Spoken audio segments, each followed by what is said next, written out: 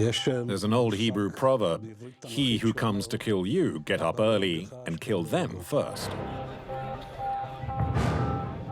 In Judaism, there's an expression which I think still holds true. He who comes to kill you, get up early and kill them first. It's the moral right to kill. We kill those who want to kill us. In Israel, every time there's an attack, people weep. But then they shoot back. For 40 years, the Jewish state has been secretly eliminating some of its enemies abroad. Every terrorist with blood on his hands is a target. Mossad, the Israeli Secret Service, is responsible for these special missions. Feelings are not a part of it. You do it because the Prime Minister decided to do it. We also spoke with the people deemed enemies of the State of Israel, who had had the good fortune to survive the hitmen from Mossad.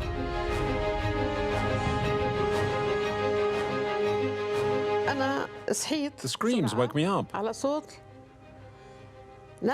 then I saw 4 armed men arrive. They wanted to kill me in my sleep. But the will of the Almighty decided otherwise. In Israel, the proverb, "an eye for an eye, a tooth for a tooth," has become a perfectly acceptable state policy. Israel is the country that has used the weapon of targeted killing more than any other country after the Second World War.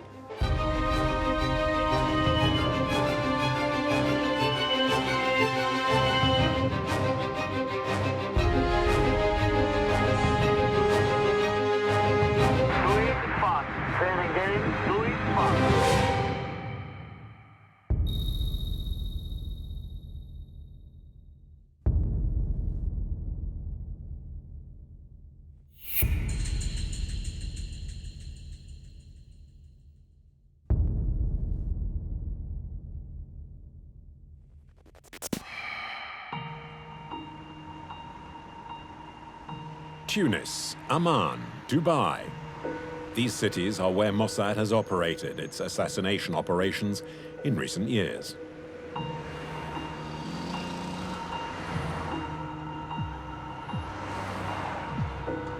March 1978, a Palestine Liberation Organization, or PLO, commando hijacks a bus in the Israeli town of Gililot. It's one of the most serious attacks in Israel.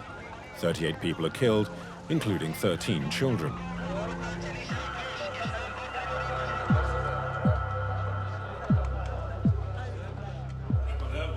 While the attack unfolds, Yitzhak Mordecai is an officer in the Israeli army. He'll never forget that day. The commando killed a tourist on the street before attacking the bus and forcing it to drive to Tel Aviv. Inside the bus, they killed women and children. They spared no one. They blew up the bus. It was the first time in Israel's history that such an attack had taken place inside the country. I'll always remember that night. According to Mossad, the man responsible for the outrage is Khalil al-Wazir, also known as Abu Jihad. Abu Jihad is not just another suspect. He's the right-hand man of Yasser Arafat, the leader of the PLO. Here he is in the mid-1980s, filmed by another of his aides.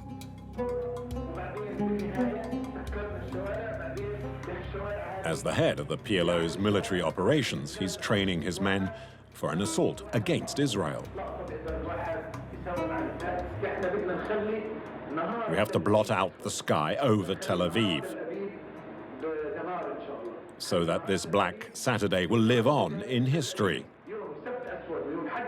This is the day Tel Aviv will be hit by blood and destruction. The Israeli Secret Services now consider the PLO's second-in-command to be a legitimate target. For months, this former member of Shin Bet gathered as much information about Abu Jihad as possible. His mission was to determine the psychological profile of Arafat's number 2. What did you learn? That he is smart, that he is very addicted to the mission, that he learned a lot, that he check every single point, that he is going to deal with it, that he do it by himself. Abu Jihad is someone who liked to be in control and sometimes enjoyed provocation. In 1987, as stone-throwing Palestinian youth staged the Intifada against Israel, Abu Jihad takes credit for the uprising. To Israel, it's a red flag. At the time, Moshe Nissim is the finance minister. His opinion was that Abu Jihad had to be killed, and as soon as possible.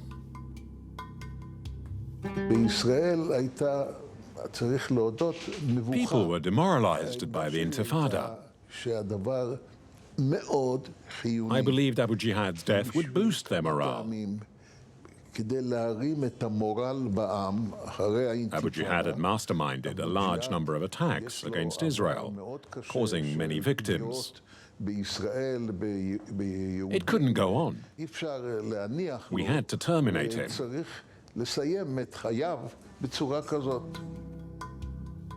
To end the life of an enemy of Israel is a decision that rests with one man, the Prime Minister. Back then, it was Yitzhak Shamir. He alone, in consultation with his cabinet, can add or remove names from the enemies to kill list. Usually the Prime Minister does not decide alone, but calls in one minister or a group of ministers to take the decision together. The decision to eliminate Abu Jihad has to be voted on in the Security Cabinet, made up of a small group of senior military figures and ministers. But the vote ends in stalemate, 5-4 and 5 against. Convinced that the PLO's number 2 has to be killed, Moshe Nissim tries to persuade fellow cabinet member and defense secretary Yitzhak Rabin to vote in favor.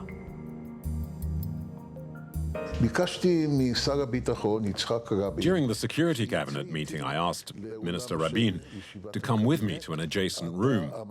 I told Yitzhak Rabin, "You're the Minister of Defense, and I think you should be the first to support the proposal. We need to show the world that we can still carry out this sort of operation."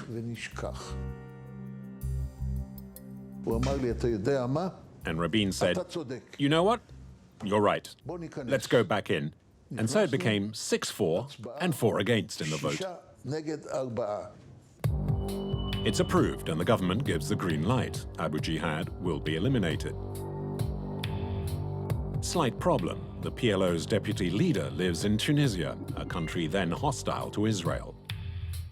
So the operation is a risky one. In Tunis, the target lives in the Sidi Bou Said neighborhood with his wife and children, doubtlessly protected by Tunisian security and his personal bodyguards. All of Israel's intelligence services are asked to contribute to the planning. Oded Raz, profiler of Abu Jihad, will spend more than a year investigating the target. It takes months to plan an attacking like this. A lot of people deal with it. The Army intelligence, the Shabak, and the Mossad, and the National Security Advisor, and the government. It's not, you don't kill people like this.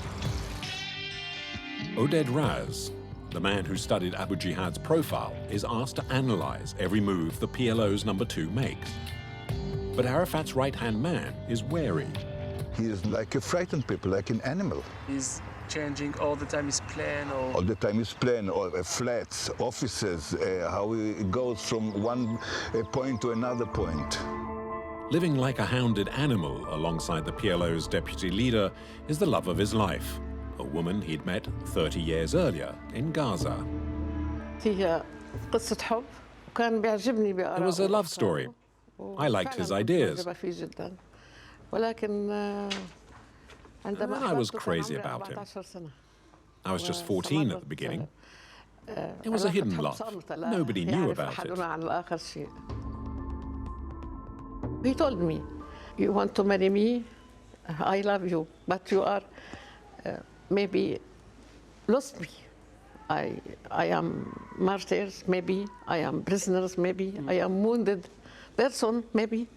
So yes, that's for you, and that's the same for me. So we want to try together. Abu Jihad wasn't wrong. 25 years later, he's in the sights of the Israeli Secret Services. In 1987, after checks, cross-checks, and surveillance, Mossad obtained some crucial intelligence, details of his personal life. These allow Elias and his men to prepare his execution with precision. I had his address, and since he had a wife, there was a reason for him to go home. We knew the operation would be carried out in his home. We had the layout of his house, and we knew every step, on every staircase. We had a lot of information. We even knew he slept with a gun under his pillow.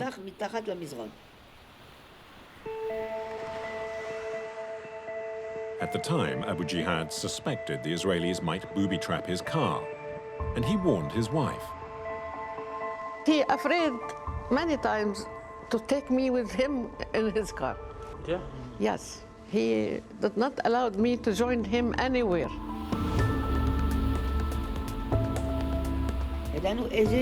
It's true, we knew the route that he would take. We could have bombed his car. But in the end, you choose the method that has 99% chance of success. The objective was to kill Abu Jihad, not wound him. You can't be sure an explosion will kill a target. But if you shoot him at close range, then you'll know he'll die. By the beginning of 1988, the procedure had been chosen. Warships would sail for Tunis, where a commando unit would secretly disembark and make its way to the house of Abu Jihad. The operation is completely unlawful and needs to be executed as quickly as possible. The 18th of April, 1988, is D-Day. En route to Tunis, the commando unit receives a last coded signal from Israel's military headquarters.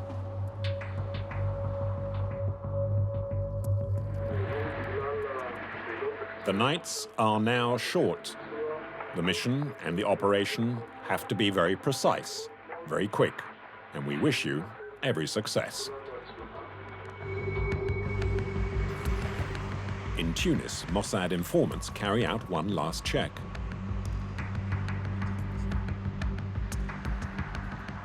Before the attack, they make sure the target is indeed at home. They ring his phone, and it's Jihad that answers. The caller asked to speak with Abu Jihad. She wanted to inform him that, quote, one of his nephews had been captured. By passing the phone to her husband, Jihad had unwittingly signed his death warrant. The Israelis tapping the phone now had the confirmation they needed. The PLO's number 2 was indeed at home. Abu Jihad is unaware that just a few kilometers off the coast of Sidi Bou Said, several Israeli warships have taken up station. The operation is directed from a frigate. On board a young colonel, a certain Ehud Barak. 20 years later, he will become the Prime Minister of Israel. At 2300 hours, a speedboat heads towards the coast of Tunis. On board is the unit whose task is to assassinate Abu Jihad. At 23:15, about 20 men board 2 minibuses and make their way to the home of the PLO's deputy leader. If the Mossad agents are discovered, it would be a catastrophe. Military HQ in Tel Aviv is anxious and sends another radio signal.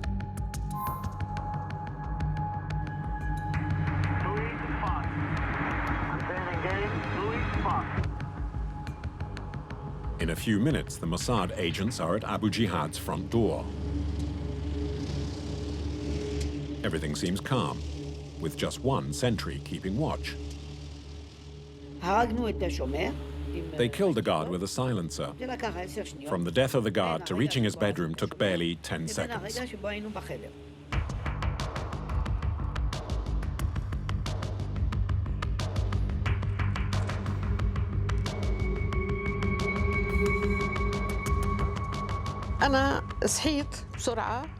I woke up with a start because of the cries and the noise of the table breaking. وصوت الطاولة اللي دفعها عنه هيك حتى يطلع من فجأة شفت أنا 4 ملتقين. Then I saw 4 men. إجا أول واحد وأطلق عليه النار. One of them opened fire and wounded him in his arm. فلف بده يوقع. My husband tried to turn, but he fell. بدي أحضنه عشان ما يوقع. I ran after him to hold him back. اللي أطلق عليه النار أول مرة حط المسدس في ظهري. The man who'd shot him threatened to kill me and told me to stand facing the wall. وأمرني إني أوقف على الحيط. The woman screamed, so they took her away. They covered her mouth and took care of her. إجا واحد تاني. Another man came and shot him a second time. وابتعد. وإجا الثالث. And then a third man shot him. النار وابتعد. وإجا رابع And a fourth. أطلق النار كمان وابتعد. دخل غرفة النوم. A fifth man came to shoot Abu Jihad again. أطلق النار على أبو جهاد للمرة الخامسة. فهين أنا. And I cried out, "Stop! That's enough! إنه بس. Stop!" It's enough. يعني بس.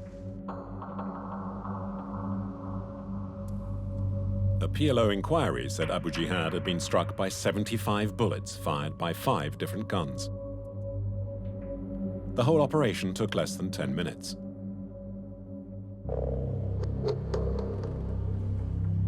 The senior commando, still out of breath, radios back to the frigate off Tunis that the operation had been a success.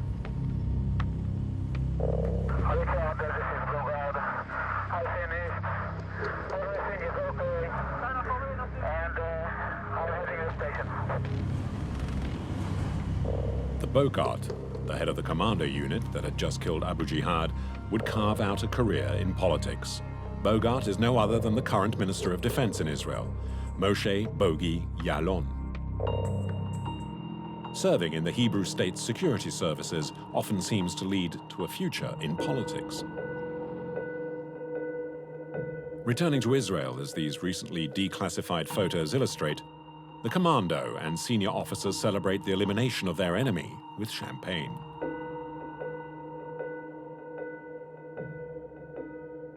On the way home, the men were happy, but there was no sense of triumph. No one was singing. We got home, the Prime Minister congratulated us and said, "Thank you very much." Early on the morning of the 19th of April, 1988, a few hours after his death, news of Abu Jihad's killing explodes onto the world's media. Good evening, ladies and gentlemen. Our top story this Saturday morning is the assassination of Abu Jihad. Good evening. The Middle East is again in flames tonight. In Tunis, a team of assassins gunned down the PLO's military leader and Yasser Arafat's top deputy, a guerrilla leader known as Abu Jihad. In the middle of the night, at his residence in Tunis, the PLO's number 2 was assassinated in front of his wife and daughter.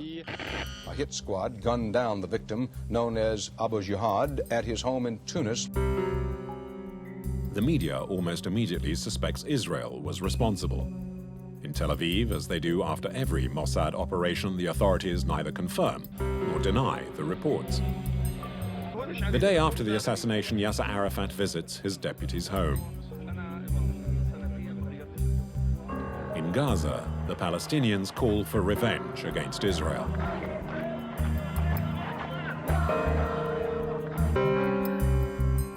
In Tel Aviv, Moshe Nissim, the minister who'd persuaded Rabin to support the operation, savors its success. At the next Security Cabinet meeting, Yitzhak Rabin asked me to follow him, saying he had something to tell me. And he said, "You'll never know just how right you were. The Israelis' morale is very high now. Since Sunday, whenever I go out in the car, the people are applauding me. They want to shake my hand, and they make the victory sign. It's really made the people very happy. Morale is so high now. In 1993, the Oslo Accords finally bring the PLO and Israel together to negotiate a peace process. But the reprieve will be brief for the Jewish state. By the mid-1990s, Palestinians opposed to the Oslo process join a new resistance movement taking on Israel: Hamas. Islamist and radical Hamas unleashes a new series of violent attacks against Israel. On the 31st of July 1997, a market in Jerusalem is targeted with full force. A suicide bomber kills 14 and injures 156 others.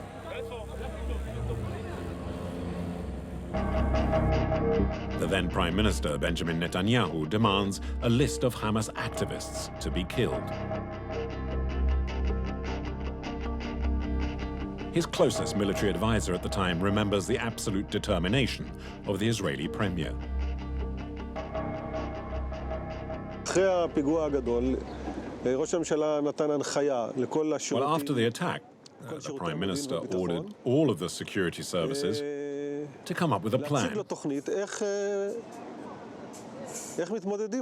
So all the security services, including Shin Bet, including military intelligence and Mossad, started doing what they could to get information and find the targets. Benjamin Netanyahu called in all the heads of the intelligence and said, I want a reaction. Give me a list of targets. Now, Shin Bet and military intelligence didn't have anything. Mossad gave the names of few middle-rank operatives of Hamas in Europe. Netanyahu said, no, I don't want these small fish. I want the big sharks. The job of netting the big sharks fell to Mishka Ben David, a former philosophy teacher and then the head of intelligence for Mossad's clandestine operations. He agrees to be interviewed at home on the hills above Jerusalem. So you want to see the view first? Yes. If you go all the way down there, which is now very hazy, you can see Gaza. You can see the entire width of Israel. Less than 60 kilometers to the sea. Gaza, the West Bank. That's all there is. People don't realize how small Israel is. In 1997, Mishka Ben David comes up with his own hit list of Hamas officials for the Prime Minister. For the first time, he talks openly on camera. We made a list of them, and then we went to Prime Minister Benjamin Netanyahu to present the list. And Netanyahu, after reviewing the list, decided that we must go for the heads of Hamas. We studied every attack that had taken place that year. After discussing the issue, we decided that Khaled Mashal was behind the new wave of bombings and that we had to eliminate him. The target now has a name and a face. Khaled Mashal, then a senior figure inside Hamas. Originally from the occupied territories, he lived in exile in Kuwait before moving to Jordan. According to the Israelis, he had directed operations from Jordan throughout the 1990s, ordering dozens of suicide bombings in Israel. He was the head of Hamas's political office, but the term political office is misleading because it also dealt with the Mukawama, the terrorist actions against Israel.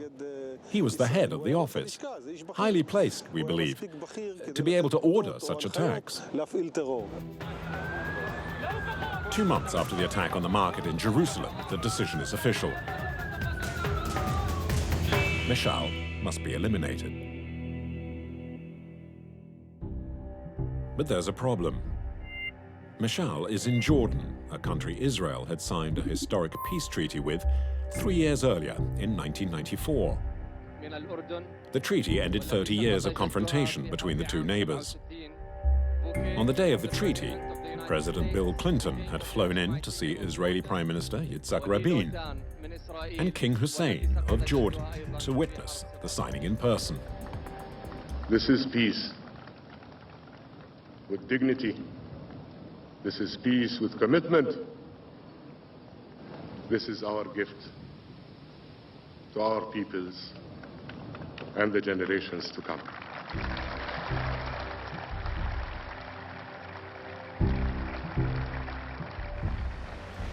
Given the treaty, it was difficult for Israel to secretly kill an enemy inside Jordan. But for Netanyahu, eliminating Mashal was a national priority. Netanyahu doesn't want it to be an obvious, clear operation. We call it a מבצע רועש. He didn't want a big operation with explosives and lots of shooting. Netanyahu said, it has to be a quiet mission, even if it's something that maybe you're not familiar with. The operation has to be conducted without anyone knowing. I don't want to risk our relationship with Jordan.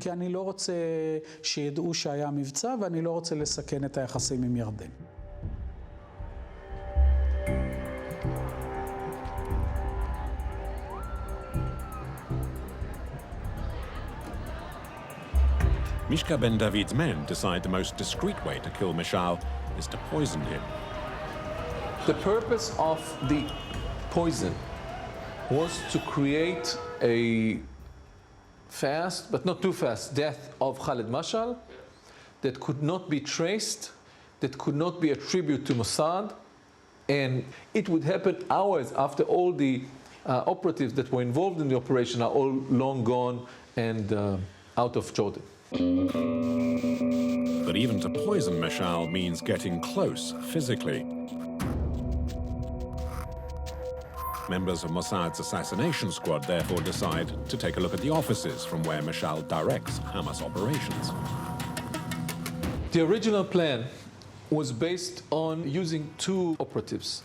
They would wait behind one of the walls in Asham's center until Khaled Mashal comes to work. He exits the car, he starts walking up the stairs towards his office. They follow him, and then one of them is holding the canister with the poison.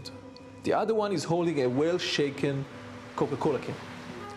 One agent is spraying Khaled Mashal backhead with the poison, and at the same time, the other agent opens the Coca-Cola can and spraying Coca-Cola all over Khaled Mashal. Mashal feels something wet in on his head. He turns around, and all he sees is one or two embarrassed tourists, Canadian tourists, apologizing. I'm sorry for spraying you. I'm sorry for ruining your shirt. Do you want any money for the dry cleaning, etc.? The purpose of the Coca-Cola was just to use as a disguise for the moisture of the poison. August 1997, 30 days before D-Day. The Mossad hit squad are rehearsing in the open, in the streets of Tel Aviv. A can of Coke in one hand and a pretend poison spray in the other. They practice on random passers-by. When it was implemented dozens and dozens of times in the streets of Israel, it worked. It worked. Yes. They improved it all the time until they were quite sure that it's going to work in Amman as well. With the killing technique now perfected, the Mossad team under Mishka ben David is due to head to the Jordanian capital with fake Canadian passports. Here he is pretending to be a tourist, enjoying himself as he visits the archaeological sites in Amman. Were you really visiting that, or it was just for your cover? It's a combination. I wanted to be there, and of course I needed it for my cover. You cannot be for a week a tourist in Jordan and not go anywhere, just be in the hotel. And that was maybe just the day before, you think? It could be the day before or 2 days before. Yeah, it could be. It's definitely not the day after.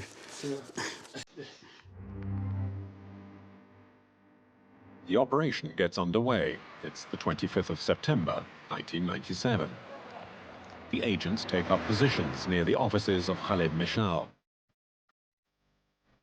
Mishka Ben David sets up operational HQ at the Intercontinental Hotel. With him is a Mossad doctor. In his bag, an antidote to the poison in case an agent is infected. Not far away, the two killers wait for the target in front of his offices. And it's the target himself who now takes up the story.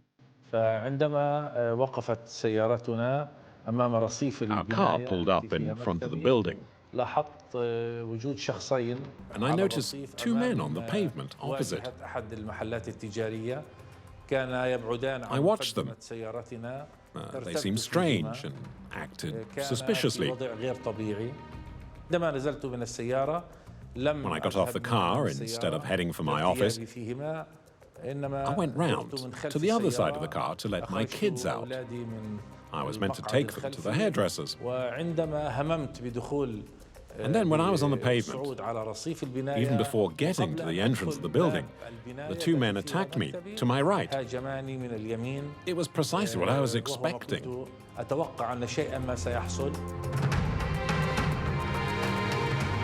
They started to spray him with the poison and the Coca-Cola. And instead of hitting the back of his head, they hit his ear.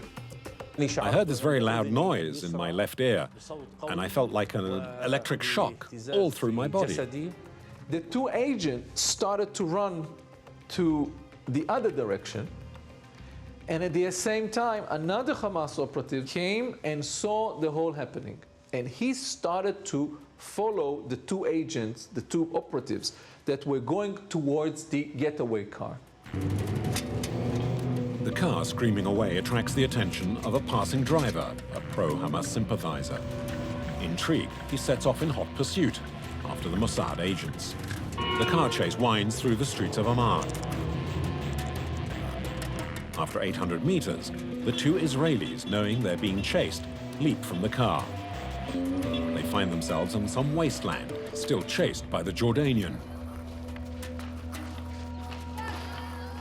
The crowd soon forms. Trapped by the mob who forces them to a local police station, the two agents are soon unmasked as Mossad operatives by Jordanian intelligence services. Poolside at his hotel, Mishka Ben David is unaware he has a serious problem. But that soon changes. I was reading the book by D.H. Salinger at the swimming pool. And then came a figure that belongs to the operational team and said certain words that had to be said to show that we are connected, and said we have problems. So I got up, got dressed, and I was told that the two operatives that conducted operations were caught by the mob. That they did conduct the operation, but then there was a gathering and they were caught. 2 hours after the attack, Mashal's condition is worsening. I started feeling very ill. Nausea at first, and then I lost my balance. I felt very weak. I told my colleagues what had happened. I said I was the victim of a bizarre murder attempt using a very effective method.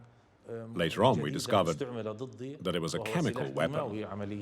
So I called, not from my room, HQ in Israel. And I was told to take the different operatives and bring them to the embassy.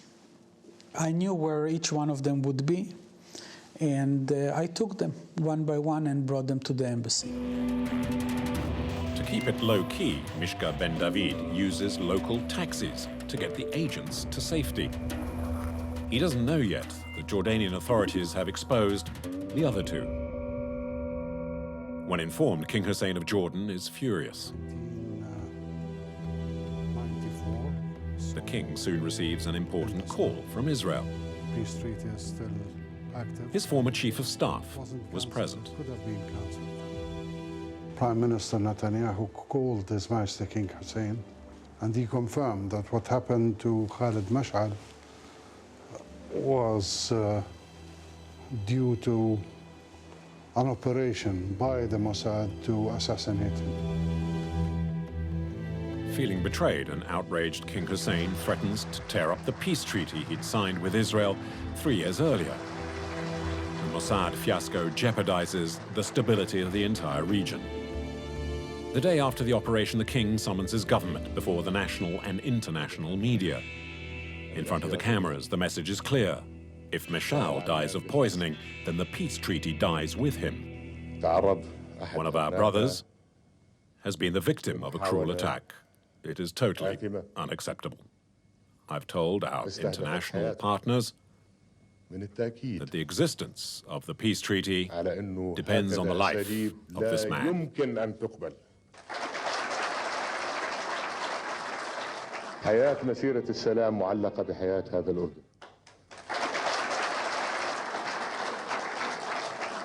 وكرامة أن يعامل الأردن مثل هذه المعاملة. King Hussein threatens the Mossad agents who have sought refuge inside the Israeli embassy in Amman. Had Khaled Mashal died, the Israeli embassy was going to be stormed. Our troops came in and positioned themselves around the embassy, and I informed this to the ambassador, and he told me this is Israeli territory, and according to Geneva Conventions, you cannot do that. I said, well, if it has become a shelter for people who try to assassinate a Jordanian, then how is the Geneva Convention going to apply?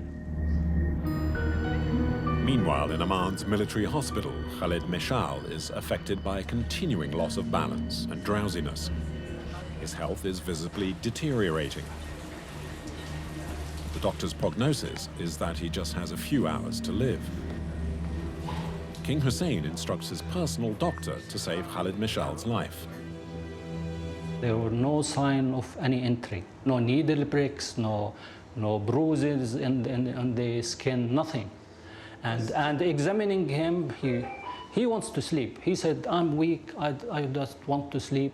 And we were talking to him, and come on, Mr. Khaled, take a breath, open your eyes for me. And the thing which struck me, when I examined his eyes, the pupils were constricted. We call it pinpoint pupils. That gives you more idea that this a very heavy dose of a narcotic was in his body.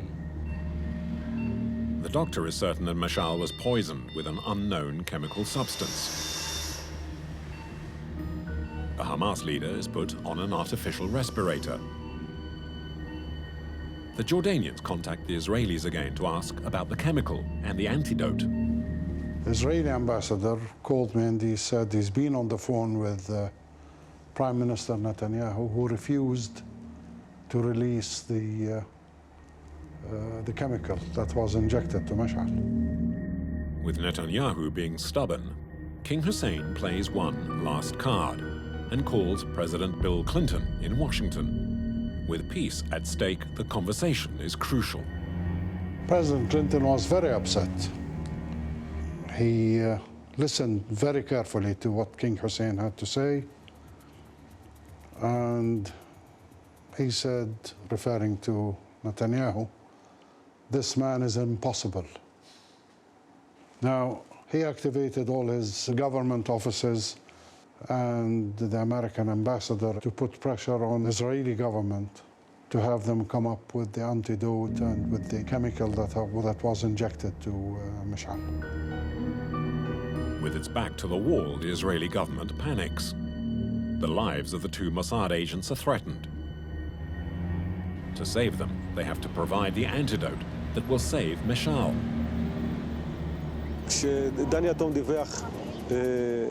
When the head of Mossad told us that the mission had failed, the Prime Minister asked, "What's happened to our people?"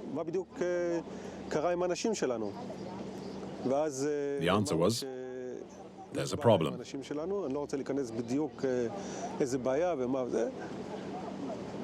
Prime Minister then said, "I don't care about the rest of it, just get our two men home at all costs. If we have to save Mashal, so be it." The mission becomes saving the two operatives. The means is reviving Mashal. Saving their worst enemy's life. In all his 12 years at Mossad, this was a first for Mishka Ben David. From his hotel room and with a Mossad doctor, he will play the vital role in deciding the outcome of the affair. Both men have a file containing the antidote. Then I got a call from the head of operations saying, "Go down to the lobby with the doctor. There is a person from the Jordanian security, his name is Captain Firas. Give him the antidote, and the doctor should go with him and inject it to Mashal." He was in uniforms, and I went. I said, "Captain Firas?" He said, "Yes." So I said, "Here is the antidote, and here is the doctor." And he had a very, very severe look on his face. I wouldn't call it a hateful look, but very, very severe. And we didn't have any conversation except of this. It is a very strange situation in the middle of an operation to actually hand yourself over to them and to have the doctor even go with them to inject it to Mashal. The discussion between the Israeli and the Jordanian is curt. The Mossad doctor is taken by the security services to give the antidote to the hospital director. She gave me 2 vials with adrenaline written on them. But Ali told me we're going to use this. So immediately I thought, we're not going to use anything unless we know what it is. Because it could be the poison, and we could finish him off with it. The Jordanians are wary and don't want to take any risks. They send the Mossad vials to a laboratory for analysis. 2 hours later, the analysis shows it is indeed antidote for the poison. After being injected, Mashal slowly recovers from his coma. The Hamas leader comes back to life.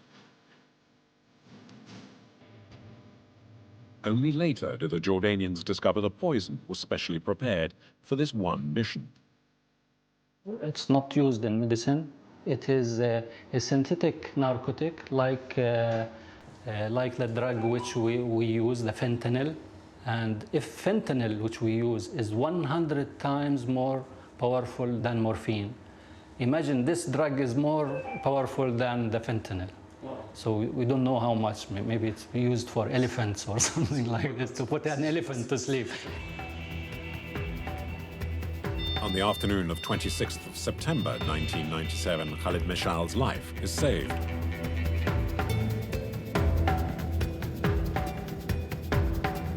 For Mishka Ben David, his enemy's resurrection is ironically good news, even if the mission was apparently a failure. We failed in it. Actually, the operatives succeeded in the operation, but were caught. Mashal was on his way to the other world, but we had to reverse the trend and to bring him back to life. I'm alive, but no thanks to the Israelis, whose original objective had been to kill me. But they failed, and I'm still here because God wanted it that way, and also because of my bodyguards and the courage of King Hussein. Shaken by the whole incident and still furious, King Hussein still has the 2 Mossad agents in custody. In exchange for their freedom, he demands the release of 50 Palestinian political prisoners being held in Israeli jails. Israel accepts the deal. 2 days later, 2 helicopters fly over Amman.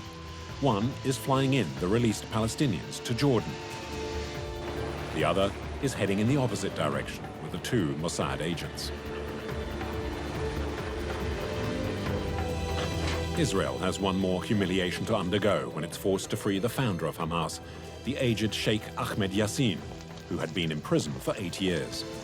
A few days after the Mashal affair, the handicapped sheikh is given a hero's welcome by the King of Jordan. And later he returns triumphantly to Gaza. It's a double blow for Mossad. Mashal is alive and Sheikh Yassin a free man.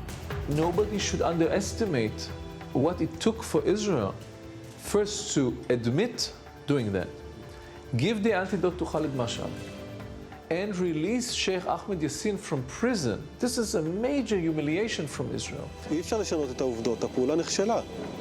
was a failure, that's true. And the biggest disappointment is the fact that Khaled Mashal is still alive. That's the biggest failure of the mission. And then we had to liberate Sheikh Yassin, but we liquidated him a few years later.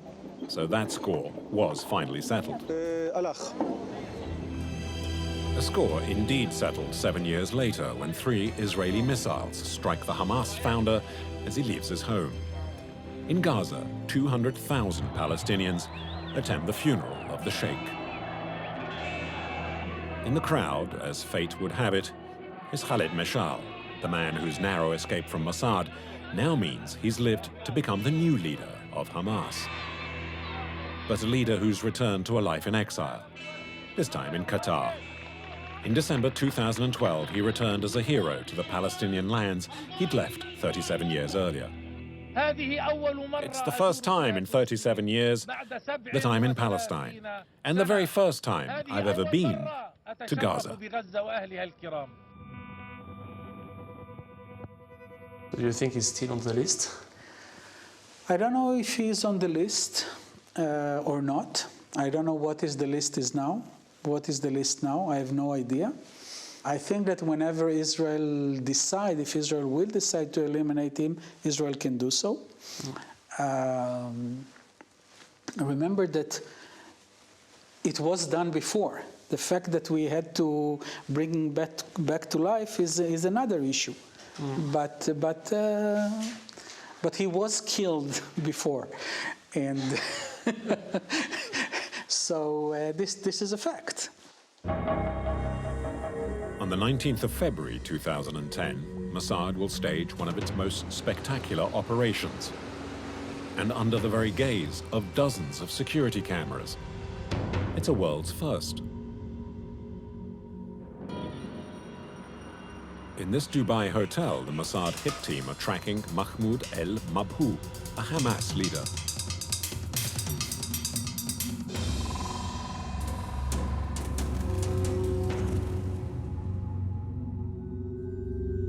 Al-Mabhouh is suspected of smuggling weapons from Iran into Gaza for use by Hamas's armed brigades.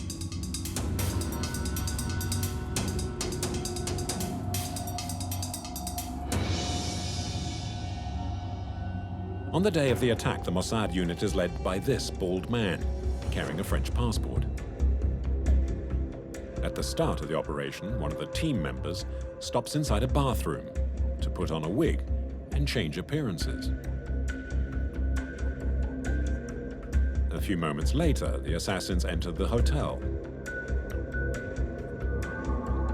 Off-screen, they'll break into the Hamas leader's room and wait for their prey.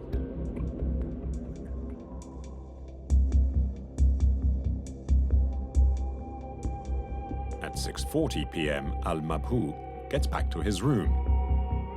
These are the last images showing him alive. Inside, the Mossad team is waiting.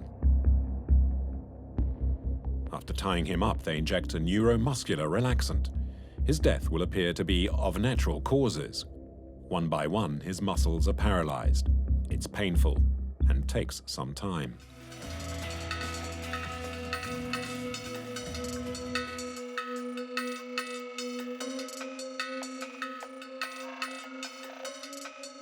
Could the agents not have known the hotel was littered with surveillance cameras? In this video, one of the agents looks directly at one of the hotel cameras. But throughout the entire operation and on their passport photos, all the agents are heavily disguised so as not to be identified. False names, false noses, false eyebrows, false beards. One person we spoke to confirmed this was the case. Yarin Sharaf is a makeup artist working in fashion. As a sideline, he also helped disguise Israel's secret agents for 18 years.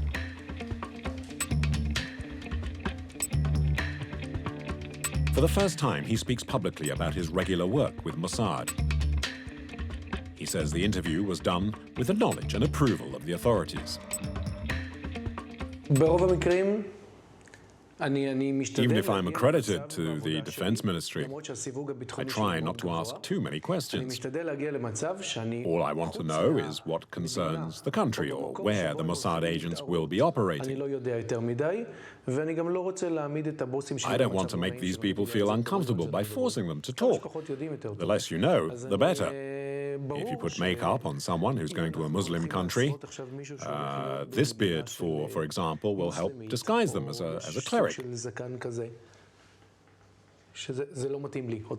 But I don't like that, actually. What I'm interested in doing is what's needed, what's specially adapted, a specific makeup for the country they'll be going to. Yarin Sharaf knows that the agents' lives could depend on the quality of his work. You have to appreciate, this isn't a joke. I stick a little beard on, of course, but for them, their lives are at risk. The makeup artist says he wasn't involved in the Dubai operation, but it's impossible to check. But Yarin Sharaf is very familiar with the methods employed by the commandos, such as going into the bathroom to put on a wig. It's a technique he's been teaching the Mossad agents since the mid-1990s.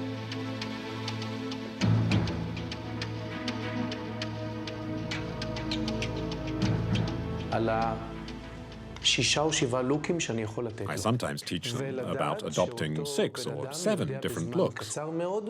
The person has to learn how to change looks very quickly. If I give them special glue, I also need to give them a means to take it off in just a few seconds. It has to be 100% natural. And the person has also to be 100% competent in changing appearances again and as quickly as possible. According to Yarin Sharaf, Mossad sometimes even gives its agents new teeth, a technique probably used by some of the 20 agents sent to Dubai in January 2010. Teeth are less frequent. You can change the whole plaque, which a dentist can work on. You make a cast of the person's mouth with a model like this one, and then you put the new teeth in. At the end of the training program, the makeup artist subjects his pupils to one final test. The last test we do is that after the training, with me and my team here at my house, the agent has to disguise himself and then visit his mother or father. If they don't recognize him, then it's worked. Yarin Sharaf is one of a group of Israelis who are happy to make their professional skills available to Mossad and its special teams.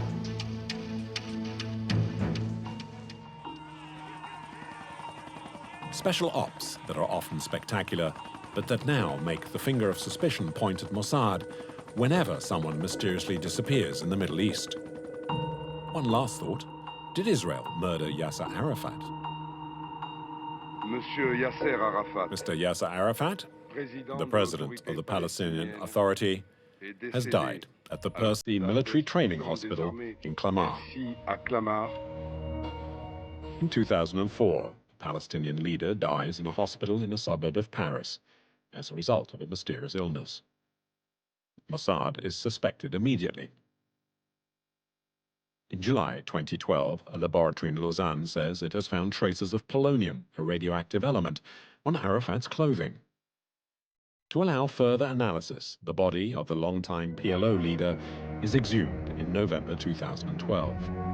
Today, the cause of his death is still unknown, but to the Palestinians, Israel remains the #1 suspect. One day, analysis or witnesses might shed light on whether Arafat too was a victim of the notorious Hebrew proverb, "He who comes to kill you, get up early and kill them first."